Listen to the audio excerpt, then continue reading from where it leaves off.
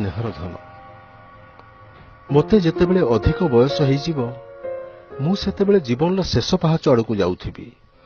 ମୋର ବିଶ୍ୱାସ ସେତେବେଳେ ମୋତେ ବୁଝିବାର ଧୈର୍ଯ୍ୟ ତମ ପାଖରେ ଥିବ।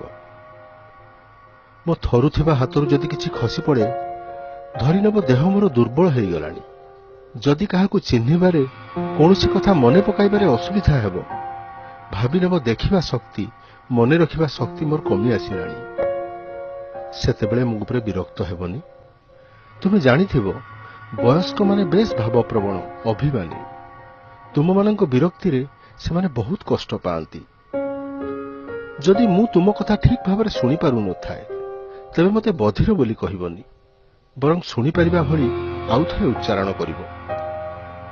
ଧନ ମୋର, ମୁଁ ଏଥିପାଇଁ ଖୁବ୍ ଦୁଃଖିତ, କିନ୍ତୁ ନିରୁପାୟ।